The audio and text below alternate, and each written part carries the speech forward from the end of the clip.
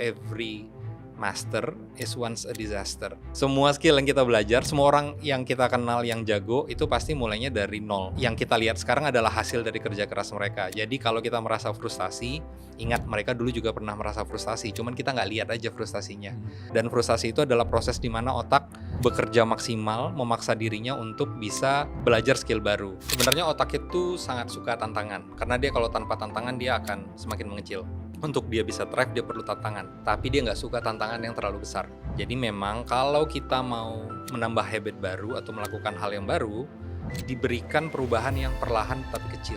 Otak itu punya namanya neuroplastisitas. Neuroplastisitas itu adalah kemampuan bukan untuk regenerasi, tapi adalah kemampuan untuk otak itu belajar. Sayangnya dia belajar itu sesuai dengan apa yang kita feed ke dia.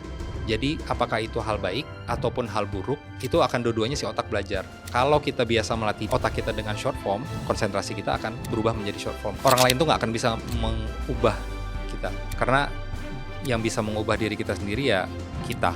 Kalau kita hanya akan menciptakan alasan, nggak akan kemana-mana, akan jalan di tempat aja. It's like just using a rocking chair kan. If you don't put yourself out there, nggak akan ada yang berubah.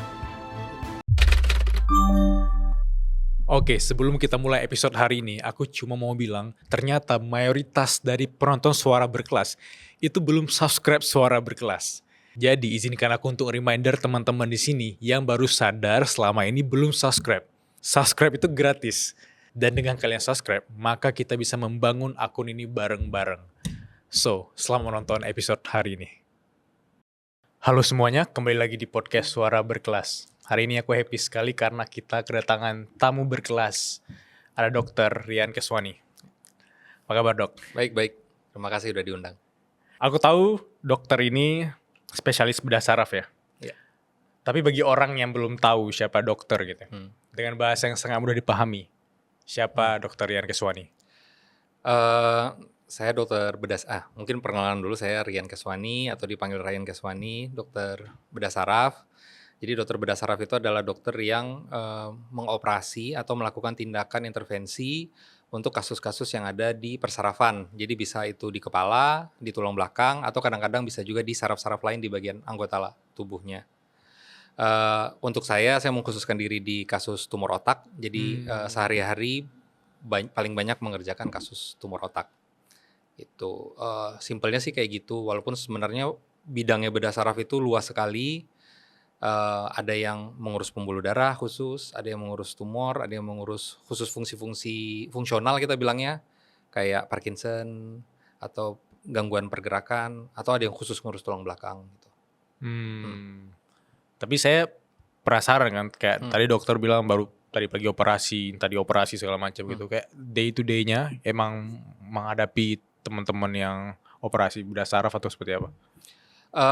Day to day-nya cukup sibuk ya. Jadi karena saya beruntung bisa bekerja di Rumah Sakit Pusat Otak Nasional, rumah sakitnya pusat rujukan, jadi kasus yang kita terima cukup banyak, sehingga ya alhamdulillah tiap hari jadinya ada operasi atau setidaknya beberapa kali dalam seminggu. Karena kita dapat banyak rujukan, kasus-kasus yang dikirim ke kita lumayan kompleks, yang sebagian besar mungkin secara fasilitas atau timnya mereka nggak memadai di daerah, akan dikirim ke kita. Jadi memang kompleksitas kasusnya lebih tinggi gitu. Kalau di Rumah Sakit Pusat Otak. Ya selain itu saya juga bantu di pelayanan, saya koordinator pelayanan juga, sama bantu juga di sistem kerja manajemen rumah sakitnya untuk di kamar operasi saat ini sementara. Berarti itu yang disebut dengan neurosurgeon gitu ya? Neurosurgeon, ya. Apa yang aku nggak tahu tentang neurosurgeon gitu? Apa yang teman-teman bisa persiapkan untuk mungkin agar tidak terjadi hal yang kita nggak inginkan, terutama di bagian saraf di otak kita gitu? Jadi otak itu adalah satu-satunya organ yang nggak bisa kita transplant, tapi nggak ada medical check-up-nya. Itu ironinya. Jadi kita selalu medical check-up, periksa jantung, periksa liver, tapi jarang sekali menemukan medical check-up yang memeriksa otak. Jadi kalau teman-teman semua mau jaga otaknya, dicek dulu otaknya ada masalah apa. Nah, screeningnya gampang, screeningnya bisa dengan MRI untuk lihat strukturalnya, atau mungkin bisa cek fungsinya bisa kita cek fungsi pembuluh darah, atau kita cek fungsi kayak diperiksa mini mental statusnya, bisa diperiksa oleh dokter saraf atau dokter psikiatri atau psikolog gitu. Kalau orang-orang nonton suara berkelas biasanya ekspektasinya kita bakal kasih insight ke mereka terutama bagaimana menghadapi fase malas, fase ketidaknyamanan gitu ya. Ya. Kalau kita hubungkan dengan konteks otak, manusia kadang sangat sulit melakukan sebuah kebiasaan baru, apalagi kalau kebiasaan itu berat sekali. Ya. Kita malas sekali untuk nge-gym. Kalaupun kita nge-gym bisa jadi sebulan 2 bulan kita give up gitu ya. Ya. Sehingga akhirnya kita balik lagi ke mode malas-malasan, mageran itu. Apa yang terjadi di otak kita dok sehingga kita sangat malas menghadapi fase nggak nyaman itu ketika mulai suatu? Ya. Jadi sebenarnya otak itu sangat suka tantangan karena dia kalau tanpa tantangan dia akan semakin mengecil. Untuk dia bisa thrive dia perlu tantangan, tapi dia nggak suka tantangan yang terlalu besar. Jadi memang kalau kita mau menambah habit baru atau melakukan hal yang baru, diberikan perubahan yang perlahan tapi kecil. Jadi misalnya kalau mau mulai olahraga, jangan langsung targetnya ngangkat 100 kilo, targetnya mungkin jalan kaki dulu ditambah. Setelah jalan kakinya jadi habit, mungkin bisa ditambah dengan lari. Setelah lari mungkin baru coba, udah bisa rutin lari, coba pergi ke gym. Jadi memang harus di-tailor untuk tiap orang masing-masing, berbeda-beda, dan harus mulai dari sesuatu yang kecil. Jangan mulai dengan sesuatu yang besar, karena dengan sesuatu yang besar si otak pasti akan paralyze. Sama dengan kayak kalau kita misalnya mengerjakan sesuatu, misalnya Mas Bilal seorang penulis gitu. Kalau disuruh ngejar Hemingway, pasti orang udah kayak udahlah nggak bisa gitu. Tapi kalau mungkin targetnya yang kecil-kecil dulu, seorang penulis yang kita kenal atau di sekitar kita mungkin bisa deh kita miripin atau bisa deh mengejar skill itu gitu. Jadi jangan dibikin otaknya overwhelmed dengan target yang terlalu besar. Mulainya dengan target yang kecil-kecil dulu, biar nggak malas. Ada nggak satu studi kasus yang menurut dokter itu tuh bisa dilakukan oleh banyak orang, kayak actionable steps sesimpel agak konsisten olahraga, konsisten tidur gitu, menjaga makan atau apapun itu yang dimana itu justru bikin otak kita terbiasa melakukan hal positif. Oke, pertama harus kenali diri dulu. Kita tuh punya energi lebih banyak di pagi hari atau di siang hari atau di sore hari. Jadi kalau kita mau melakukan hal yang sulit dan kira-kira kita sering bail, itu kerjakan pertama di pagi hari. Kalau memang tenaganya muncul di pagi hari. Tapi kalau dia memang terbiasa di malam hari, ya berarti akan usahakan hal yang sulit dikerjakan di akhir. Tapi umumnya kan orang dilakukan pagi hari. Kenapa? Rata-rata kita udah pulang kerja, udah capek, udah pengen tidur. Kalau dipaksa olahraga lagi pasti nggak akan olahraga. Itu. Terus ya tadi mulai dari hal yang kecil. Terus jangan lupa mereward diri sendiri untuk semua pencapaian. Karena pencapaian sekecil apapun layak dirayakan, tapi nggak usah dirayakan terlalu besar. Itu. Terus ya udah, dan itu memang kalau bisa itu dilakukan pencatatan. Jadi ada rasa senang melihat misalnya dibikin checklist di depan kulkas gitu. Kalau habis hari ini bisa lari, checklist 1, besok checklist. Akan ada efek di mana kita muncul rasa senang pada saat kita lihat checklistnya banyak dan kita jadinya nggak mau menghentikan streak itu. Jadi ada rasa tanggung jawab sama diri sendiri bahwa ini sayang lah udah 20 hari masa nggak mau dilanjut lagi gitu. Itu akan muncul rasa seperti itu. Itu tipsnya sih kalau mau memulai atau melakukan hal yang baru. Dan kalau dan mungkin harus ditanamkan ke diri sendiri bahwa every master is once a disaster. Semua skill yang kita belajar, semua orang yang kita kenal yang jago itu pasti mulainya dari nol. Dan ya yang kita lihat sekarang adalah hasil dari kerja keras mereka. Jadi kalau kita merasa frustasi, ingat mereka dulu juga pernah merasa frustasi. Cuman kita nggak lihat aja frustasinya. Dan frustasi itu adalah proses di mana otak bekerja maksimal, memaksa dirinya untuk bisa belajar skill baru. Setelah kita frustasi, take a break, terus mulai lagi. Dan disitulah pentingnya kita juga mencatat progres kita. Dari sana kita bisa lihat, oh ternyata seminggu yang lalu misalnya saya cuma bisa lari 1 kilo. Ternyata minggu ini jadinya 1 kilo 100 meter gitu. Nah, itu penting dan itu dirayakan. Wow, aku relate ketika memulai habit tracker kali ya. Dulu mungkin 4-5 tahun lalu ketika nge-gym atau lari itu aku jarang mencatat. Tapi akhir-akhir ini ketika mencatat bahwa minggu lalu aku angkat 35 kilo, hari ini 38 kilo. Jadi aku ngerasain suatu achievement yang sederhana, tapi ketika dicatat aku lihat lagi feel-nya berbeda gitu ya. Benar. Kalau bisa lebih di deep dive lagi, bagian apa nih atau bagaimana cara kerja otak kita sehingga kita kayak merasakan perbedaan ketika mencatat atau melakukan habit tracker itu gitu. Jadi sebenarnya kan neurotransmitter yang terlibat untuk proses belajar itu kompleks ya. Jadi contohnya untuk yang aktivasi misalnya, aktivasi itu berhubungan dengan glutamat. Glutamat di otak kita itu sangat berpengaruh kalau kita pengen aktif bergerak. Tapi keinginan bergeraknya dipicu oleh dopamin. Dan kalau kita mencatat dan kan kesannya seperti ada menambah sesuatu yang baru dan itu adalah novelty. Itu adalah neurotransmitter norepinefrin yang di otak kita yang muncul pada saat kita melakukan pencatatan itu. Jadi seperti sesuatu yang baru. Atau misalnya kita kayak beli barang baru itu juga akan memicu norepinefrin. Kayak gitu. Jadi memang nggak bisa kita pinpoint sebenarnya ke satu neurotransmitter, tapi mereka akan berinteraksi secara kompleks untuk bisa membangun habit itu gitu. Atau rasa senang yang kita dapat dengan mencatat atau kita habit tracker tadi. Bagaimana dengan rata-rata orang sekarang yang terlalu sering scroll sosial media, tapi dalam tanda kutip short form gitu, kayak 2, 5 detik, 8 detik, 10 detik gitu.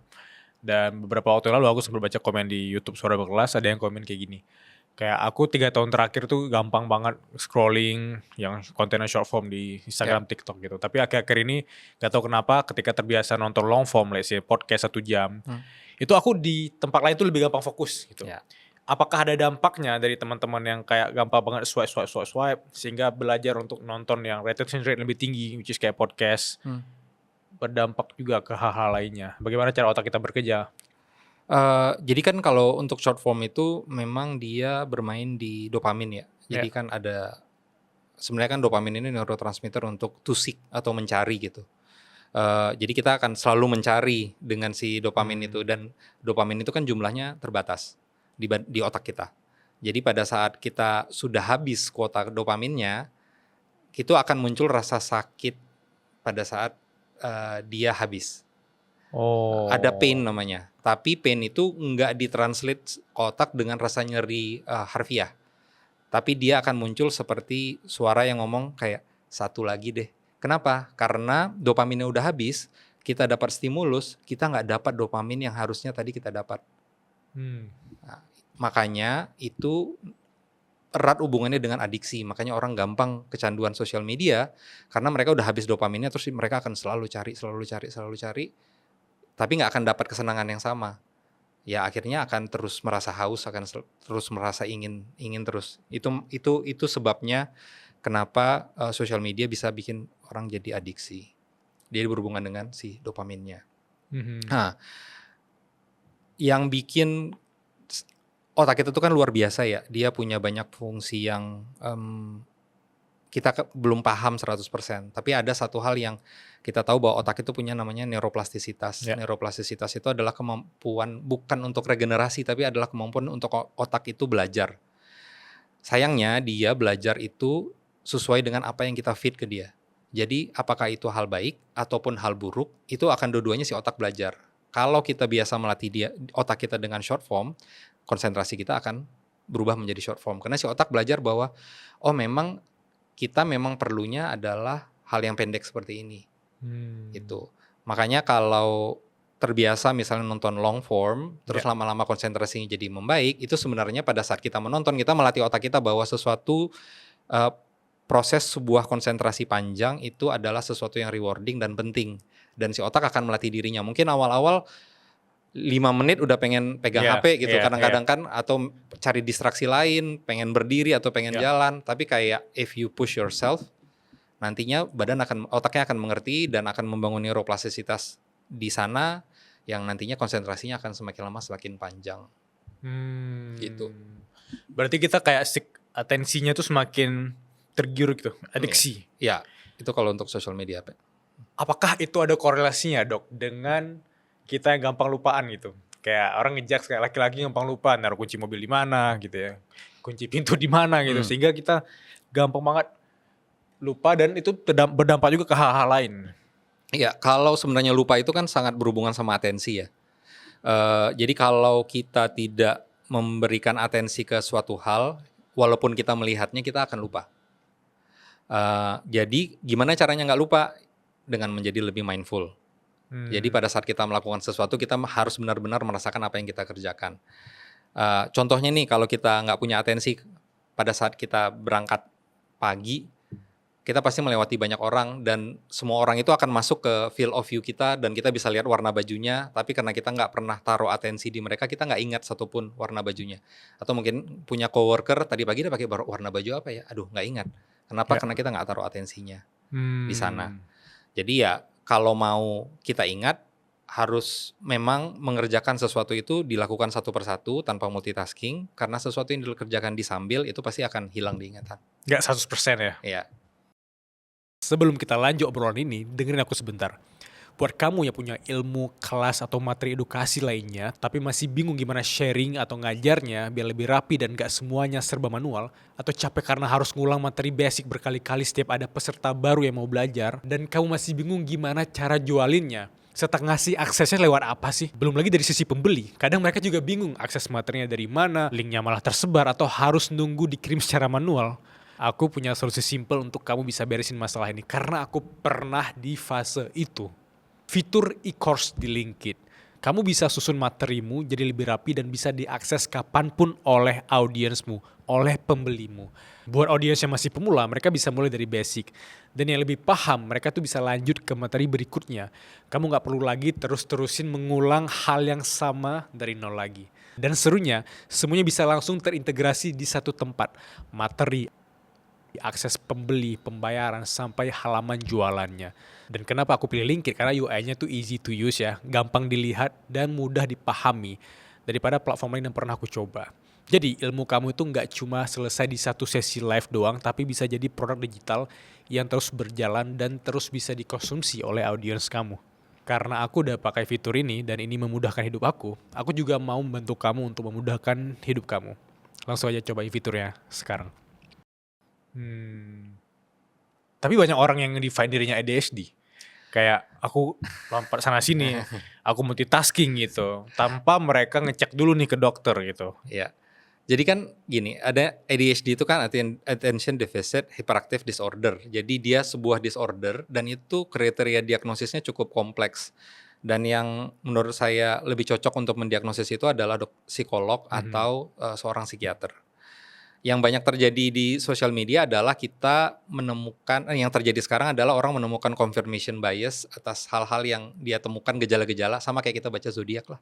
Nah, jadi hal yang begitu umum, terus kita jadi men-self-diagnosing. Menurut saya, self-diagnosing itu justru berbahaya karena akan cenderung jadi self-labeling. Kalau kita jadi mulai self-labeling, kita akan melimit diri kita dengan diagnosis yang kita punya. Oh, saya nggak bisa lah bekerjaan yang memerlukan konsentrasi panjang, saya kan ADHD. Padahal diagnosis itu belum pernah ditegakkan secara klinis gitu. Jadi hati-hati melabel atau mendiagnosis diri sendiri karena apa yang label yang kita sematkan ke diri kita itu bisa mempengaruhi cara berpikir kita. Apakah kebiasaan-kebiasaan kecil yang kayak tadi kita kelamaan main sosial media dan mencari atensi itu bikin otak kita masuk ke kategori kayak ada yang bilang brain fog ya, ada yang bilang brain rot gitu. Ya. Dari POV dokter sendiri gitu, dari POV neurosurgeon deh. Ya, kalau brain rot itu belum ada diagnosis medisnya. Maksudnya bukan istilah medis, tapi memang kita bilangnya namanya gangguan fungsi kognitif. Karena ya kembali neuroplastisitas, kalau kita mengajarkan otak kita bahwa ini adalah hal yang kita mau, jadinya si otak akan beradaptasi ke arah yang kita fit ke otak kita. Gitu. Jadi makanya kalau kita membiasakan diri dengan hal yang pendek ya akhirnya, atau misalnya dengan konten-konten yang informasi yang receh atau informasi yang kualitasnya rendah, yang tidak memicu kita berpikir, hanya bikin kita happy-happy ketawa-ketawa aja, ya otak kita akan cuman mau menerima feed itu dan dia akan berusaha mencari environment yang sama aja terus-menerus gitu. Makanya bilang orang brain rot kan jadi nggak punya kemampuan berpikir kognitif yang tajam. Gitu. Beda dengan brain fog berarti yang ketika bilang otak kita lemot. Kalau brain fog kan lebih sering dihubungkan sama stres ya. Jadi pada saat stres kronik berkepanjangan, hormon kortisolnya naik, terus akan menurunkan kemampuan konsentrasi Jadi akan susah fokus walaupun sudah melakukan sesuatu berjam-jam tapi nggak ada progres yang banyak atau mengerjakan task sulit jadinya kemampuan analisanya menurun, itu lebih ke brain fog jadinya. Habit simple yang bikin otak kita terlatih untuk lebih mature kali ya. Lebih terbiasa menghadapi ketidaknyamanan gitu. Agar nantinya baik kita yang sekarang 20-an, 30-an, 40-an itu berdamai dengan otak kita sendiri. Kita kenal otak kita sendiri karena kita punya habit itu. Apa habit sederhananya? Habit sederhananya sebenarnya pertama dengan memahami dulu bahwa kalau kita belajar sesuatu kita nggak akan langsung jago. Pasti akan ada rasa frustasi, pasti akan ada hit a wall. Dan harus paham bahwa pada saat kita hit a wall itu adalah proses belajar yang harus dinikmati gitu. Jadi kalau kita paham, ini sampai di titik ini saya hit a wall. Mungkin kalau take a break atau mungkin besok dimulai lagi, mungkin si dinding ini akan maju, sedikit lebih maju gitu. Dan itu harus ditanamkan ke diri sendiri bahwa pasti akan ada titik di mana kita nggak bisa melakukannya dengan baik gitu. Dan itu yang harus dinikmati. Belajar menikmati proses dan belajar untuk memberikan diri waktu untuk istirahat. Karena otak itu belajarnya juga istirahatnya sama pentingnya dengan belajarnya. Gitu. Kalau kita nggak kasih dia fase istirahat, si otak nggak punya fase untuk mengorganisasi si informasi biar si sinapsnya jadi lebih efektif gitu. Berarti benar dari masa ke masa orang bilang dengan kita terbiasa baca buku bahkan dari usia muda sampai kita tua itu melatih otak kita untuk terbiasa menyadari bahwa nggak ada yang instan gitu. Even kita baca buku bisa jadi 2 kali baca baru memahami sepenuhnya ya. Just do the uncomfortable. Lakukan hal yang bikin kita uncomfortable karena itu pasti ada proses belajarnya. Tadi sebelum podcast kita sempat bahas tentang ultra processed food ya. Dan aku mau bawa ini ke sini gitu biar teman-teman biar aware juga. Apakah makanan yang kita konsumsi itu sangat berdampak besar terhadap otak kita, terhadap habit kita, mood kita di hari itu? Karena banyak sekali anak muda sekarang yang mengkonsumsi ultra processed food. Tanpa disadari 5 tahun, 10 tahun berlalu, banyak penyakit yang mereka alami, tiba-tiba penyakit kronis gitu. Bahkan tanpa sadar itu diwarisi juga ke anak cucunya. Apa yang terjadi di otak kita, Dok? Mungkin dibilangnya, kan ada pepatah yang bilang kan you are what you eat kan. Ya. Dan ternyata itu ada benarnya juga gitu. Jadi mungkin kita mulai dari definisi si ultra processed food ya. Si ultra processed food adalah makanan yang diproses sehingga bentuk yang pada saat kita konsumsi sudah sangat jauh dari bentuk asalnya. Dan semakin jauh dia dari bentuk asalnya, semakin dia tidak bagus untuk tubuh kita. Kenapa? Karena si proses ini akan merusak pertama banyak nutrisi yang hilang.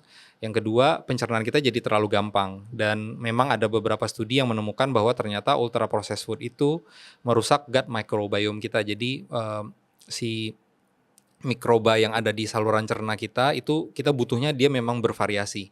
Dan pada saat kita makan ultra processed food, populasinya akan menurun. Dan padahal kita perlu si gut microbiome ini. Contohnya kayak vitamin K kita tuh diproduksinya di gut microbiome kita. Bahkan ada studi yang menunjukkan bahwa craving yang kita dapat itu di otak kita itu ada namanya gut brain axis. Jadi si microbiome ini mengirimkan informasi ke otak kita untuk bilang certain food yang kita craving. Cuma kadang-kadang itu bisa jadi mistranslasi. Dan pada saat kita makan ultra processed food berarti kan dia gampang bikin insulin kita naik ya, karena kadar gula kita cepat naik karena si makanan itu begitu cepat dicerna. Kalau kita membiasakan diri kita untuk mengkonsumsi sesuatu yang bisa spiking si gula darah kita, berarti kan si insulinnya akan bekerja keras, lama-lama akan terjadi namanya resistensi insulin. Resistensi insulin itu ya berakibat ke penyakit metabolik lebih lanjut, contohnya kayak penyakit jantung atau diabetes. Dan itu pasti akan berpengaruh ke otak, karena otak kita cuma bisa mengkonsumsi glukosa yang dia konsumsi. Dan pada saat kita mengalami resistance insulin, berarti si sel tubuhnya sudah tidak respon lagi dengan insulin yang dikeluarkan pada saat gulanya dikonsumsi. Makanya jadinya gula darahnya jadi tinggi banget. Kenapa yang harusnya gula itu masuk ke dalam sel, tidak masuk ke dalam sel karena si selnya sudah jenuh dengan insulinnya. Ya otak kita jadinya juga akan terganggu pola pikirnya. Gitu. Sesimpel setiap hari minum minuman manis. Ya. Karena normalnya di dunia kita nih gula itu agak susah didapat kan sebenarnya. Basicnya ya. Iya.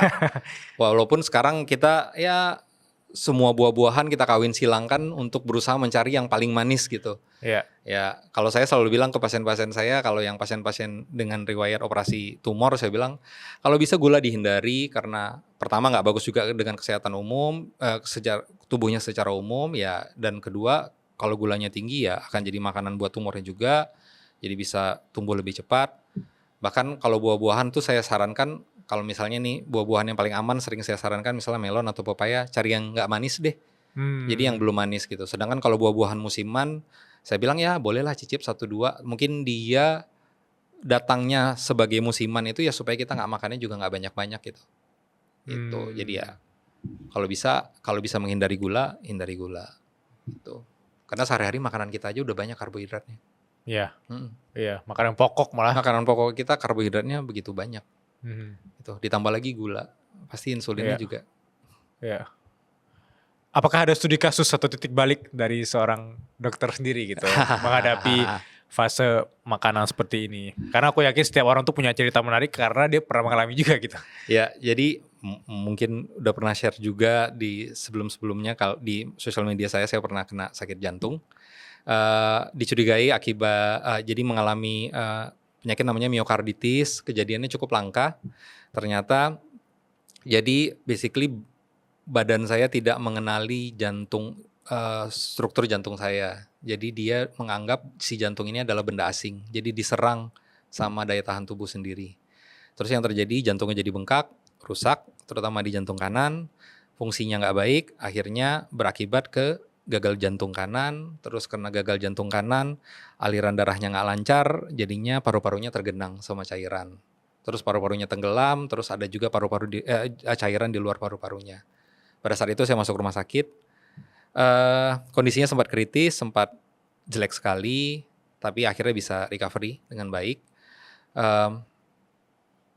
Yang menurut saya jadi modal saya adalah pada saat itu saya berolahraga cukup sering, punya otot yang cukup banyak. Jadi pada saat selesai kejadian itu, dokter jantungnya bilang nggak boleh operasi karena jantungnya nggak boleh ada stres. Nanti kita lihat 6 bulan. Tapi mungkin harus berpikir untuk cari profesi lain karena operasi bedah saraf itu stresnya cukup tinggi. Terutama misalnya kalau terjadi perdarahan kah atau kasusnya sulit, pasti jantungnya akan naik kan, dan itu nggak boleh.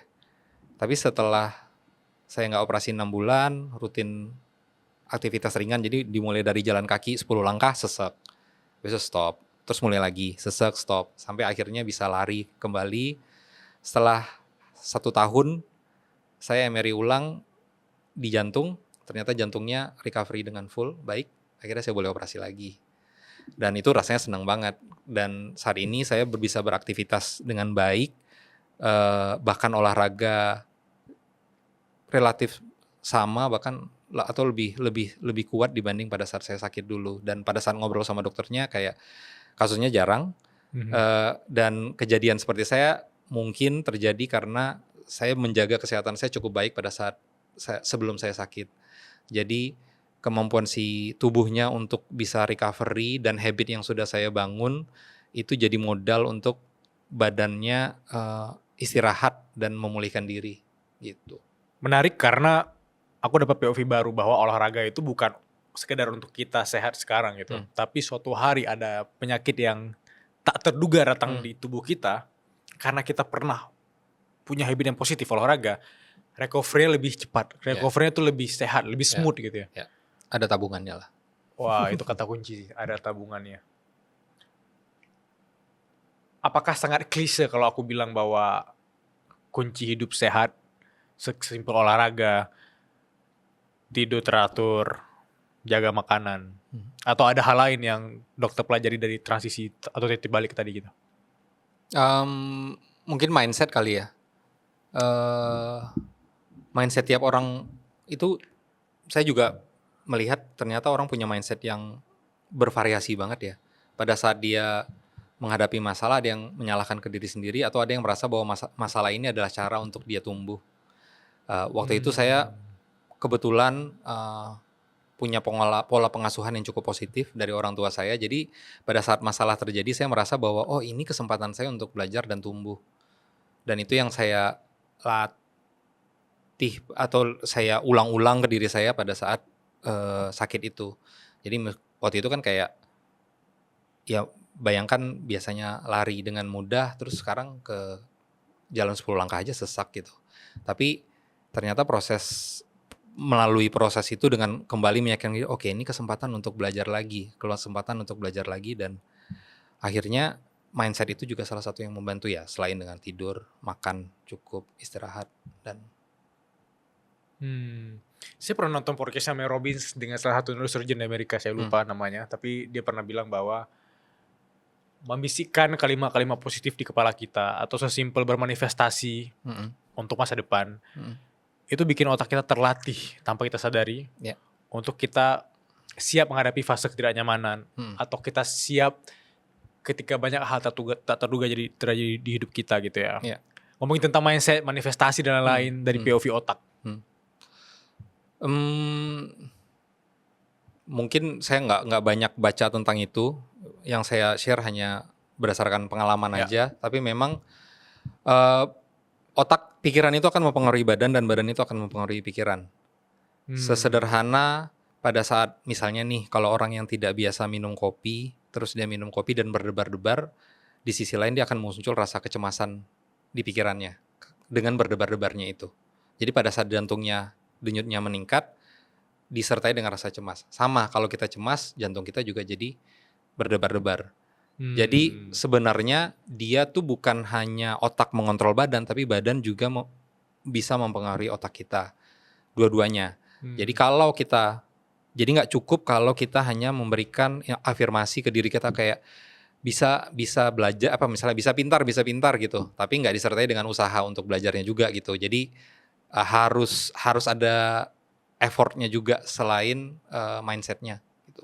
Aku baru tahu lagi bahwa aku pernah minum kopi dok, tapi aku selama ini kalau minum kopi itu kayak ngerasain, wah aku tahu nih kalau insulin spike aku, terus tiba-tiba berdebar gitu, terus otakku berpikir oh nggak usah minum kopi lagi, terus aku minum lagi, terus tiba-tiba pusing lagi, jadi kayak aku baru sadar bahwa otakku berkomunikasi dengan tubuhku gitu ya, tubuhku juga berkomunikasi dengan otakku ya. Wah. Makanya kan kalau orang panik tuh disuruh atur nafas kan. Ya itu karena atur nafas itu adalah salah satu proses top down dari otak untuk mengontrol organ lain. Karena kita kan nggak bisa mengontrol denyut jantung kita sebenarnya secara sadar. Karena itu adalah fungsi otonom. Yang fungsi otonom yang paling menarik itu kan adalah pernafasan. Kalau kita lagi nggak sadar dia bernafas sendiri. Tapi kalau kita lagi sadar kita bisa atur nafas kita. Dan pada saat kita bisa mengontrol itu, si fungsi otonom atau sistem saraf otonom kita juga akan bisa dipengaruhi oleh bagaimana kita mengatur nafas. Makanya kalau orang panik berdebar-debar pasti disuruh coba pelankan nafasnya. Kalau nafasnya memelan pasti nanti jantungnya juga akan pelan-pelan jadi turun. Iya, make sense. Apalagi kalau orang itu takut, apalagi dia buat salah gitu ya. Sehingga terhubung tuh dari tubuh ke otak ke tubuh. Tapi tadi aku belum menggali detail tentang bagaimana konteks tabungan kali ya, tabungan fisik yang dokter miliki sejak awal gitu. Apakah habit kita di usia 20-an itu linear dengan yang akan kita rasakan di 40-an gitu. Misalnya 20-an aku olahraga, aku jaga makan segala macam, dan ketika let's say aku sakit di 40-an, itu tuh ada part atau organ kita yang memang beneran jadi tabungan atau kayak investasi sehingga dia bisa keluar itu dananya untuk ngebantu kita yang tadi sakit di 40-an itu. Gimana sih korelasinya? Mungkin teman-teman 20-an sekarang takut sekali akan sakit segala macam, tapi kalian bisa mulai dari sekarang untuk mencegah itu. Kalau saya merasa malah yang 20-an nggak takut sakit. Oh gitu? Iya. Nggak ya, tapi tabungannya adalah pertama ya masa otot ya. Masa otot tuh penting banget. Kenapa? Karena salah satu yang menyerap gula-gula tadi yang bikin kita nggak diabetes itu ya otot, karena otot dia akan disimpan jadi glikogen, makanya penting. Dan ya, sesuatu anggota tubuh ya, organ kita yang paling besar di tubuh kita itu ya otot, karena otot ada dari atas sampai bawah tuh ada otot. Dan pada saat kita mengalami penuaan yang terjadi kan namanya sarkopenia kan. Jadi kalau dan pada saat kita proses menua kita lebih susah bikin otot. Nah, jadi memang kesempatannya adalah pada saat muda punya otot banyak-banyak supaya waktu tuanya ototnya nggak hilang, walaupun misalnya nggak berkurang banyak. Karena untuk bisa duduk atau berdiri di usia tua itu bisa berat banget dan bisa sulit banget kalau kita nggak punya ototnya.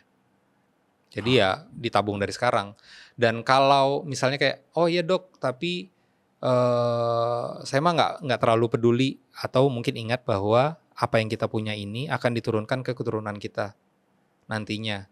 Kalau kita punya gaya hidup buruk, misalnya merokok atau konsumsi alkohol atau mengkonsumsi zat yang cenderung untuk merusak diri kita, itu kan sebenarnya yang rusak bukan diri kita sekarang, bisa aja dia juga merusak DNA kita, gen kita, dan gen ini akan kita turunkan ke keturunan kita. Ya, dan salah satu efek dari kerusakan gen atau mutasi gen itu adalah tumor. Jadi tumor yang terjadi itu adalah mutasi gen kita di mana kode programmingnya dari si gen kita yang harusnya tadi tumbuh dan berhenti tapi kalau terjadi mutasi dia akan hanya tumbuh saja. Itulah yang jadinya tumor. Baru tahu. Ya. Berarti sesuatu yang kita lakukan, let's say habit kita buruk di usia 20-an, nantinya juga dalam bentuk tabungan yang buruk juga di tubuh kita di usia 40-an, 50-an, dan bisa regenerasi kali ya ke anak cucu kita. Bisa diturunkan. Wow. Ya kan kerusakan gen kemungkinan bisa aja diturunkan atau bisa tidak. Tapi ya kemungkinannya tetap ada kan untuk. Ada nggak studi kasus yang pernah dokter tangani gitu? Dari POV orang-orang yang kayak meremehkan masa mudanya, tiba-tiba pas usia 30-an, 40-an, 50-an. Paling sering tuh ditemukan pada pasien-pasien stroke. Misalnya kita ketemukan pasien stroke di usia, sekarang trennya jauh lebih muda karena populasi merokok kita cukup tinggi, konsumsi gula kita cukup tinggi. Jadi mungkin kalau bilang oh orang dulu ngerokok tapi nggak ada stroke, ya tapi orang dulu jalan kaki 10 kilo sehari. Sekarang lu jalan kaki berapa kilo sehari? Nah, jadi sebenarnya kan suatu penyakit karena suatu gejala. Sering banget kita ketemu di pasien-pasien stroke. Kalau saya tanya, misalnya nih pasiennya biasanya laki-laki, Bu, Bapak ngerokok nggak? Ngerokok biasanya 1 bungkus sehari. Saya akan langsung bilang, Bu, nanti sesudah operasi kemungkinan kondisi Bapak akan memburuk justru karena paru-parunya, bukan karena masalah otaknya. Nanti masalah otaknya selesai, tapi dia akan sulit lepas dari ventilator. Kenapa? Karena paru-parunya lemah sekali dan paru-parunya udah dirusak sama rokoknya. Jadi dia akan susah lepas ventilator dan nanti ujung-ujungnya jadi radang paru-paru atau tiba-tiba paru-parunya jadi kolaps atau ada masalah-masalah lain atau bahkan bisa infeksi paru yang berujung seringnya pasiennya meninggal karena sepsis akibat infeksi parunya padahal masuknya karena stroke. Itu sering banget. Terutama pada populasi perokok. Ya. Tadi menarik ya, ada hal yang aku highlight yaitu orang dulu let's say ngerokok atau makan nasi, itu setelah itu jalan kaki, berkebun, ada aktivitas fisik gitu ya. Nah di POV zaman sekarang nggak apple to apple dong, karena akses atau kenyamanan yang kita punya itu bikin kita malah nggak ada waktu untuk olahraga, kita nggak ada waktu untuk masak lagi, kita langsung sesuatu yang instan GoFood dan kawan-kawan gitu ya. Berarti yang bisa kita lakukan di era sekarang yaitu mengurangi hal-hal yang buruk tadi, hal-hal yang berbahaya tadi. Dan ngebalance sama aktivitas fisik ya. Iya. Karena ya hakikatnya manusia itu kan bergerak ya. Kayaknya kita bakal sakit kalau kita nggak bergerak, dan itu terjadi pada pasien-pasien yang saya tangani. Begitu, bahkan ada risetnya kalau pasiennya berbaring di tempat tidur 5 hari dibantu dengan ventilator, itu ototnya udah mulai mengecil semua. Jadi si badannya semua ototnya akan mengecil. Bahkan terutama di otot-otot diafragma yang membantu kita untuk bernafas itu juga mengecil. Makanya semakin lama pasiennya berbaring, semakin sering dia pakai ventilator, akan semakin malas dia nafas. Jadi kayak lingkaran setan, lama-lama nggak bisa lepas nafas, lama-lama jadi radang paru-paru. Makanya penting kita untuk bergerak, karena hakikatnya manusia diciptakan Tuhan adalah untuk bergerak. Kita dikasih otot, kita dikasih sendi supaya kita bergerak. Apakah itu ada hubungannya dengan teman-teman yang sekarang gampang depresi, which is dia jarang bergerak, kemudian dia jarang keluar rumah, cuma di kamar, terus cuma dengan dirinya sendiri dia berkomunikasi, which is akhirnya kesepian gitu ya. Jadi apa hubungannya dengan otot, dengan otak gitu? Apa yang bikin orang itu gampang sekali depresi dan akhirnya dia menciut dan akhirnya kehilangan dirinya sendiri? Mungkin ini akan lebih tepat dijawab oleh seorang psikiater atau psikolog. Tapi memang karena mungkin kita mengkonsumsi terlalu banyak informasi kali ya. Kalau saya rasa ya yang bikin orang-orang semakin depresi. Tapi ya I could be wrong. Dunia begitu negatif saat ini sampai saya merasa sebagian besar teman-teman saya yang saya kenal yang orangnya cukup skeptis merasa hidup tuh kayaknya nggak ada gunanya deh hidup nih kalau dunia sekacau ini gitu. Itu kayaknya salah satu efek karena kita begitu terhubung satu sama lain. Jadi kita nggak punya ruang untuk berkoneksi secara real sama manusia lain. Jadi ya semuanya dengan layar yang ada di depan kita aja. Itu mungkin. Dan memang kan social interaction tuh penting kan. Dan orang merasa social interaction tuh dari teks aja, enggak. Justru social interaction seperti ini yang kita lakukan ini jauh lebih bermakna buat otak kita dibanding dengan social interaction yang kita dapat dari cuman teks atau ya cuman dari layar gitu. Karena kan kalau kita dari layar kita nggak bisa dapat micro expression gitu. Itu otak kita penting, otak kita crave banget karena kita manusia sosial. Mungkin karena itu kita jadi jauh lebih gampang depresi sekarang karena kita nggak punya real human connection yang benar-benar tangible yang bisa kita pegang. Ya. Dan banyak DM di Suara Berkelas yang aku baca ketika mereka curhat tentang saat aku depresi itu aku insomnia, which is aku susah banget tidur gitu. Apakah itu nyambung dengan konteks ketika kita bilang tadi ada habit buruk yang kemudian nanti jadi tabungan yang justru buruk juga di fase kita 30-an, 40-an gitu. Gak pernah konsisten tidur di jam yang sama. Even sehari cuma 1 jam 2 jam tidur gitu. Dan ngeremehin jam tidur bahkan. Apa yang terjadi menurut dokter sendiri? Tidur penting banget ya buat otak kita. Walaupun kelihatannya seperti tidak melakukan apapun, badan kita tuh nggak beneran tidur. Jadi dia akan melakukan banyak proses. Salah satunya misalnya nih, angkat beban itu penting, tapi otot itu dibangun bukan pada saat angkat beban. Otot itu dibangun pada saat kita tidur. Sama, kalau kita belajar, otak itu menyusun informasi supaya lebih mudah diakses. Istilahnya kayak reorganisasi dari si rak-rak informasi ini dibikin lebih alfabetik mungkin kalau biar analoginya lebih dapat dan sehingga lebih gampang diakses ya pada saat tidur. Terus si otaknya juga mengeluarkan sisa-sisa metabolisme itu paling banyak pada saat kita tidur. Jadi si proses yang kita anggap sederhana ini perannya tuh besar banget untuk kesehatan kita. Dan kalau kita biarkan badan kita terus-menerus seperti dengan tidur yang tidak baik, ya pasti nanti bebannya akan semakin lama semakin tinggi, lama-lama nanti mekanisme pasti akan ada efek samping yang jauh lebih besar gitu. Kayak konsentrasinya mulai terganggu, karena toksin yang sisa metabolismenya nggak keluar atau mungkin lebih susah mengingat jadinya karena ya informasi nggak diorganisasi dengan baik. Gitu. Sebelum kita ke Q&A, aku bisa menyimpulkan bahwa sebenarnya hidup ini simple gitu, which is kita tahu bahwa kita harus menjaga jam tidur, kita tahu bahwa kita harus makan atau menjaga makanan yang sehat ya. Kita tahu bahwa pagi hari kita harus olahraga atau bertemu dengan matahari pagi. Kita tahu kita harus olahraga, nge-gym untuk menjaga otot kita. Kita tahu kita harus baca buku atau mengkonsumsi hal positif. Banyak hal kita tahu. Tapi yang susah kita lakukan karena kita ngelihat wah ini akan berat ketika memulai gitu. That's why kita masuk ke POV awal tadi yang itu sangat sulit untuk melakukan sesuatu yang tidak nyaman itu ya. Sebelum kita masuk Q&A, kalau dokter ketemu dengan orang yang apa-apa tuh di awal langsung ngejudge bahwa susah, ribet, segala macam. Conversation apa yang mereka harus punya dengan otak mereka gitu? Mungkin perlu external help kali ya kalau kayak gitu. Hmm. Tapi mungkin kalau dengan diri sendiri ya mungkin harus bilang ke diri sendiri bahwa nggak akan ada yang menolong kita kecuali diri sendiri. Dan nggak akan orang lain tuh nggak akan bisa mengubah kita. Karena yang bisa mengubah diri kita sendiri ya kita. Ya, jadi ya kalau kita hanya akan menciptakan alasan, nggak akan kemana-mana, akan jalan di tempat aja. It's like just using a rocking chair kan. Gitu. If you don't put yourself out there, nggak akan ada yang berubah. External help dalam tanda kutip psikolog, psikiater atau ya mungkin seorang teman yang bisa bertukar pikiran, seorang yang genuine, yang mungkin mau mendengarkan. Dan kadang-kadang kan orang cuma pengen didengarkan aja kan, berkeluh kesah, tapi mungkin dia sudah tahu jawabannya sebenarnya apa gitu.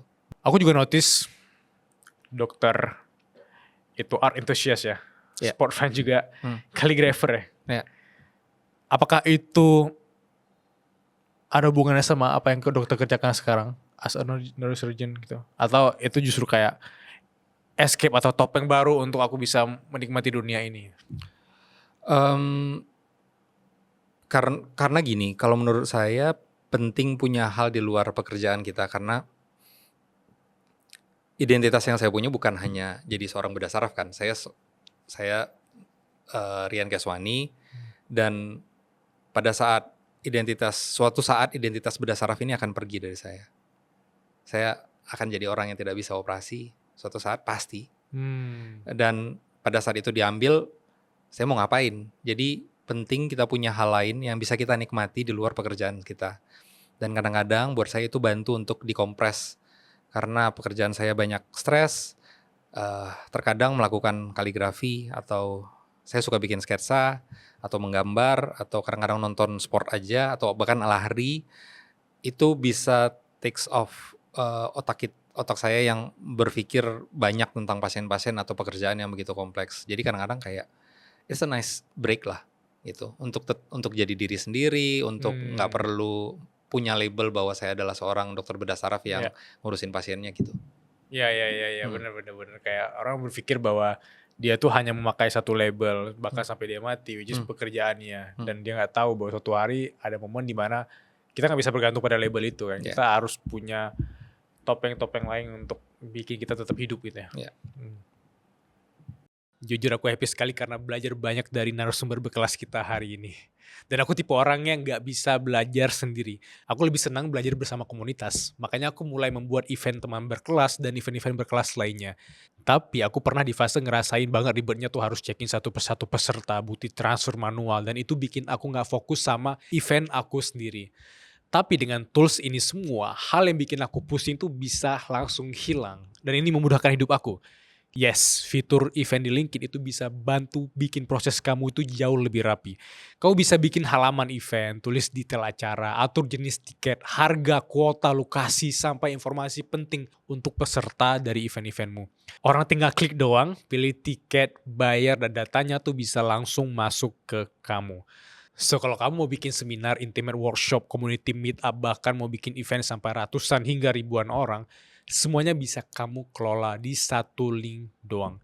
Jadi kamu bisa lebih fokus mikirin acaranya, bikin eventnya, bukan tenggelam di urusan admin yang bikin kamu tuh makin stres gitu.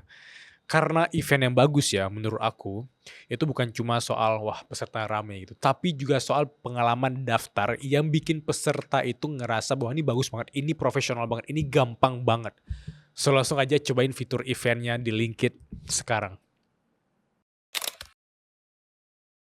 3 pertanyaan dok dari teman-teman suara berkelas. Ya. Pertanyaan pertama dari Michelle. Dia nanya, how to see someone real capacity? Gimana caranya kita ngelihat kapasitas seseorang dari sesimpel kebiasaan atau cara pandang dia? Menarik sebenarnya. Saya baru aja ngobrol sama teman-teman bedah saraf tentang ini. Bagaimana kita tahu kapasitas diri kita sebenarnya. Dan contoh paling bagus yang saya lihat adalah pada saat, jadi dulu saya sempat berolahraga, terus saya selalu ngobrol sama beberapa orang atlet lari. Terus dan yang unik dari para atlet lari ini adalah mereka selalu tahu kalau ada jarak tertentu atau lihat map, mereka bisa bilang, oh ini kayaknya saya bisa lariin dalam waktu 2 jam. Jadi mereka tahu limit diri mereka. Dan pada saat saya nanya sama salah seorang coach saya, dia bilang bahwa sebagian besar atlet profesional mereka paham batas dirinya tuh seperti apa, kapasitasnya.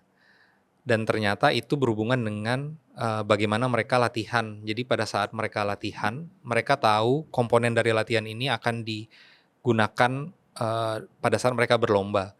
Jadi mereka udah punya target. Dan kalau mau tahu itu ya kita memang harus mencoba dan harus latihan.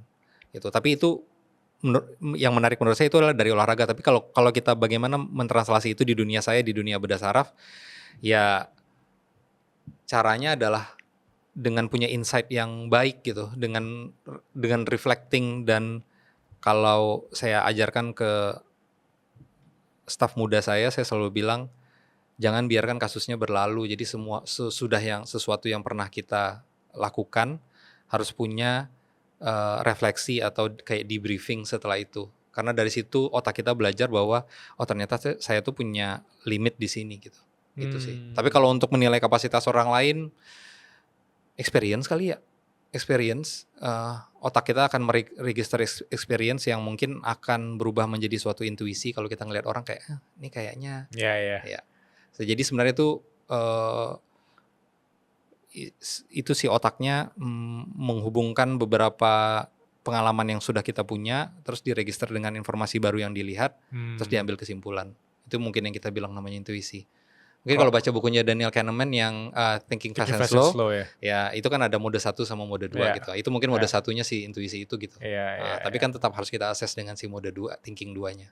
Beberapa tahun terakhir saya pernah baca bukunya Blink, Malcolm Gladwell ya. Itu mungkin masih relevan ya. Bagaimana kita kayak langsung menyimpulkan sesuatu karena udah banyak banget informasi yang kita tangkap gitu. Langsung kayak gak tahu nih intuisi atau enggak, tapi udah Blink sekali tangkap gitu. Nggak paham prosesnya gitu. Tapi sebenarnya informasi itu ada, tapi si otak kita tuh terlalu canggih sampai kita nggak bisa menjelaskan bagaimana cara dia bisa ambil kesimpulan itu.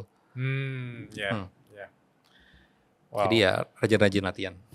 Rajin latihan. Latihannya dalam tanda kutip ya di level olahraga atau di latihan ketika menghadapi orang ya. Oke, kita ke pertanyaan kedua. Alright.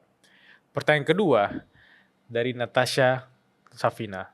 Dia nanya, izin bertanya, kalau kita di lingkungan yang tidak sehat, terutama lingkungan kerja yang toksik, bagaimana ya cara bijak merespon? Atau apakah ada cara simpel ya dok?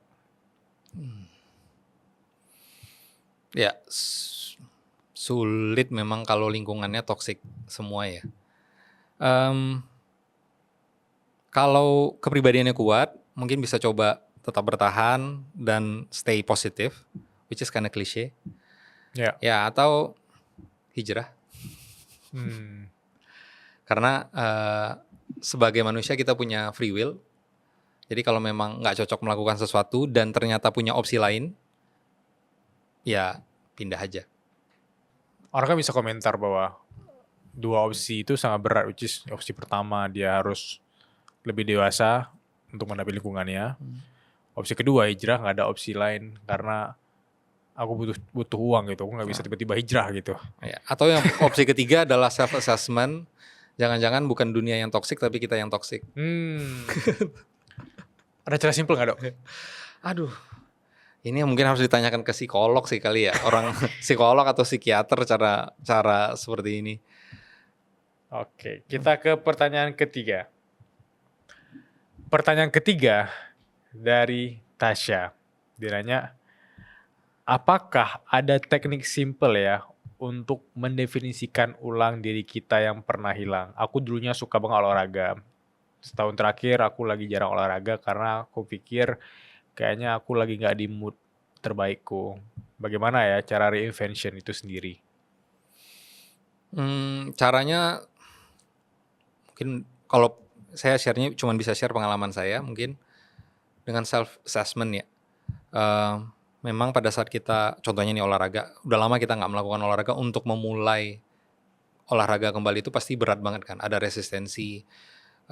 macam-macam tuh, ada bisa self doubting atau bahkan merasa kayak ih semua orang ngeliatin saya, mungkin saya sekarang udah gemuk gitu, ada rasa seperti itu. Tapi ya caranya kita melatih diri kita ya mulai dengan hal kecil, terus di bite size gitu. Kalau saya lagi malas pergi ke gym biasanya bilangnya gini, ya udah gini deh, jalan dulu ke gymnya, kalau sampai di depan gym masih nggak mood, pulang. Terus jalan sampai depan gym. Kayaknya udah di depan gym sayang. Ya udah deh, coba ngerjain satu gerakan. Kalau nggak mood terus pulang. Ujung-ujungnya di hari itu saya akhirnya jadi full ngerjain semua gymnya. Jadi karena kadang-kadang kalau targetnya terlalu besar, jadinya malah jadi lumpuh kita. Jadi ya targetnya dikecil-kecilin aja. Jadi yang ada di depan kita jangan ngelihatnya jauh ke depan gitu. Iya, Ya, iya. jadi kalau misalnya malas olahraga, lari gitu misalnya, malas lari nih, ya udah coba pakai baju larinya dulu deh. Gitu. Atau abis itu hari ini nggak usah lari deh, jalan kaki aja gitu. Tapi nanti pas jalan kaki kayaknya enak, badannya udah gerak kan, udah enak tuh kalau badannya udah mulai gerak, udah mulai panas, oke baru coba lari. Gitu. Banyak orang menunggu motivasi, padahal kita dengan bergerak dulu motivasi datang ya. Iya, motivasi ya harus datang dari diri sendiri lah. Kalau motivasinya selalu dari eksternal, pada saat motivasi eksternal itu nggak ada, kita nggak bisa ngapa-ngapain kan. Memang ya motivasi paling baik ya dari diri sendiri. Buat diri sendiri gitu. Ya, dari diri sendiri untuk diri sendiri. Iya. The worst advice yang pernah dokter dengar. Waktu residensi ada yang pernah bilang ke saya, jangan menonjol-menonjol banget, just be a mediocre. Menurut saya itu saran paling jelek yang pernah saya dapatkan pada saat saya jadi residen. Tapi kayaknya itu agak kultural ya. Di Indonesia tuh pada saat kita menonjol itu disalahkan. Jadi waktu itu saya ronde, terus kebetulan yang ditanyakan oleh attendingnya saya tahu dan saya menjawab semuanya. Terus mereka bilang kayak, lu tuh harusnya kalau kita nggak tahu, ya jawab aja nggak tahu gitu. Jangan mencoba menjadi menonjol. Dan pada saat itu saya nggak berusaha untuk menunjukkan apapun, hanya berasa bahwa apa yang saya baca kebetulan ditanyakan dan menjelaskan. Dan saya rasa being a mediocre doesn't get you anywhere. Dan menurut saya kalau di negara kita ini semuanya mau jadi mediocre, nggak kemana-mana kita. Gitu. Saya cukup beruntung berada di Rumah Sakit Pusat Otak Nasional. Di tim saya ada 12 orang, mulai dari yang paling senior sampai bawah, semuanya nggak ada yang mau jadi mediocre. Semuanya excel di bidangnya masing-masing dan semuanya berusaha untuk menciptakan sesuatu yang baru buat setidaknya buat dunia kedokteran dan dunia bedah saraf gitu. Saya punya kolega yang saat ini jadi instruktur di Afrika gitu dan berusaha ke seluruh dunia mempromosikan tentang institusi yang kami punya dengan berusaha membawa orang luar ke Indonesia karena dia paham bahwa untuk kita bisa maju kita nggak bisa jadi biasa-biasa aja. Apa yang kita lakukan selama ini nggak cukup dan kita harus lebih maju lagi. Dan ya it gets us quite far saat ini. Kita mulai dari 500 operasi setahun. Sekarang kita ada di 3.600 operasi setahun. Dengan mulai dari 1 bedah saraf dulu ada di Rumah Sakit PON. Sekarang kita punya 12. Dan semuanya adalah orang-orang yang senang dan sangat cinta dengan bidang yang mereka kerjakan. Dan gak ada yang pernah mengeluh pekerjaan yang mereka lakukan berat gitu. Menurut saya salah satu keberuntungan yang saya dapat di hidup saya, bekerja dengan orang-orang yang saya rasa gak mediocre. Dan mereka paham bahwa kalau jadi mediocre mungkin kita gak akan kemana-mana. Dan dengan berharap bahwa kita selalu akan jadi mediocre, itu berarti kita kadang meremehkan potensi diri kita ya. Wow, terima kasih banyak Dok Suara Berkelas. Sehat terus. Mari semuanya.